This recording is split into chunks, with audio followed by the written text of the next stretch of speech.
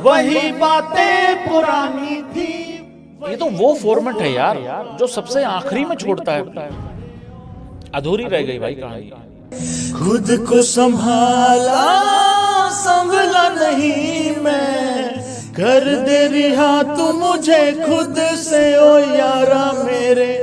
खैर मंगदा मैं तेरी रब्बा से यारा, खैर मंगदा मैं तेरी।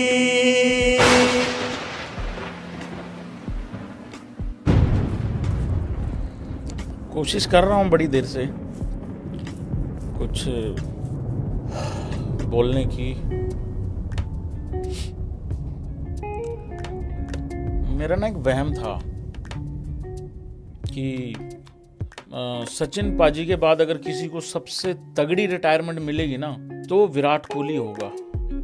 2-4 दिन पहले रोहित शर्मा, इंस्टाग्राम की स्टोरी, और आज विराट कोहली एक इंस्टाग्राम की पोस्ट। वो घमंड टूट गया। ये भारतीय इतिहास का टेस्ट फॉर्मेट का सबसे कामयाब कप्तान है। क्या मजबूरी हो गई भाई कि तुमने ना अपना 10,000 रन देखा, ना माइलस्टोन देखा, ना अपने फैंस को देखा, किसी को देखा ही नहीं भाई। अब समझ में आ गया विराट कोहली क्यों सैड था उस आईपीएल के मैच में सीएसके के खिलाफ जो 3 मई को खेला गया। नहीं जी भैया, वो और विराट को शायद माही भाई के जाने का दुख है। नहीं भैया, वो उसको रोहित शर्मा की रिटायरमेंट पता लग गई थी। रोहित शर्मा को खुद रिटायरमेंट अचानक पता लगी थी कि ये मर्जी के फैसले नहीं है भाई, ये मजबूरी के फैसले हैं। क्या बताऊं मैं इस वीडियो में? स्टैट्स बताऊं विराट कोहली के? एक प्लेयर रिटायर नहीं हुआ है। भारतीय क्रिकेट की आग, चिंगारी, मर्द का बच्चा रिटायर हुआ है आज। ये तो वो फॉर्मेट है यार जो सबसे आखिरी में छोड़ता है प्लेयर। ऐसे ही क्या आफत आ गई, किसने मजबूर कर दिया, क्या कहानी बन गई? सोचा था 2, 2.5, 3 साल के बाद विराट रिटायर होगा टेस्ट फॉर्मेट से, आफ्टर 2027 वर्ल्ड कप ओडीआई के बाद। उसके बाद टेस्ट से रिटायरमेंट होगी, अनाउंसमेंट होके होगी, लोग जाएंगे, इतने ही लोग स्टेडियम में होंगे, उतने ही बाहर होंगे। और अगर मौका मिलता ना, यकीन करना, अहमदाबाद में रिटायरमेंट होती, क्योंकि वहाँ पे 1,20,30,000 की कैपेसिटी है।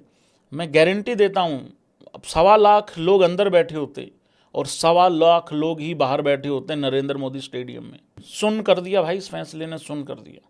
क्या बोले यार अब इस वीडियो में, मुझे नहीं पता यार। ये फर्स्ट रिएक्शन है भाई। ये फर्स्ट रिएक्शन जो होता है ना, वो बहुत ही ज़्यादा ऑनेस्ट होता है, बहुत ही ज़्यादा ईमानदारी वाला होता है। जब प्लेयर रिटायर होता है ना, थैंक यू बोला जाता है, वेल प्लेड बोला जाता है, वो रहेगा।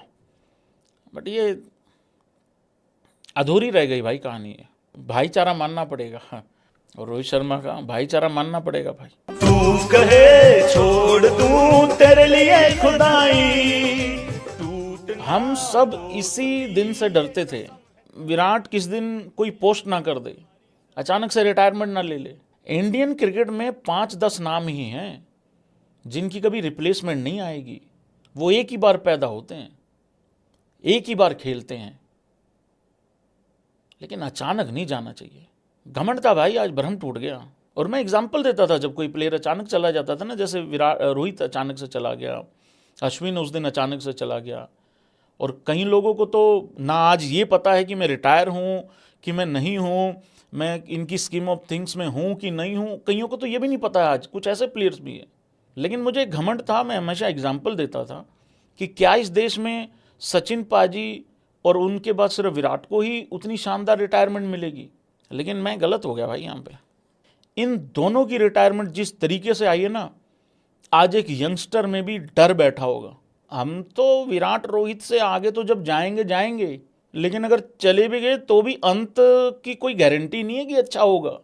कोई दिक्कत थी, कोई प्रॉब्लम थी, या विराट किसी चीज़ से नाराज़ था, या विराट की किसी चीज़ से किसी की फटी होगी, तो चलो जो भी था, सारी चीज़ें भुला के साइड में रख के एक मैच भाई बहुत गंदा कटा है भाई फैंस लोगों का।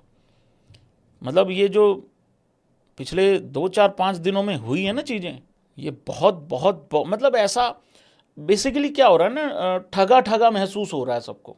बहुत देर से कोई चीज़ ऐसे जेब में ना रखी हुई थी और जेब काट के ले गया भाई कोई, ऐसा महसूस हो रहा है। 123 टेस्ट, 9,230 रन, 46.85 का एवरेज, 30 शतक हैं। आखिरी शतक बॉर्डर गावस्कर ट्रॉफी में ही आया था, सबको याद होगा। वो पहली टेस्ट मैच में लगा कि यार बस आ गया भाई, दोबारा पीक वापस आ गई। वो दोबारा से टेस्ट में पीक देखना भी, वो भी सपना ही रह गया। 30 अर्धशतक हैं, 254 हाईएस्ट है। चिंगारी चली गई भाई, आग चली गई। मेरी लाइफ का सबसे डिफिकल्ट थंबनेल है ये, मेरी लाइफ का सबसे मुश्किल इंट्रो बनाया है मैंने। टूटा हुआ हूँ मैं वो सितारा, रूह भी जुदा हुई है मुझसे।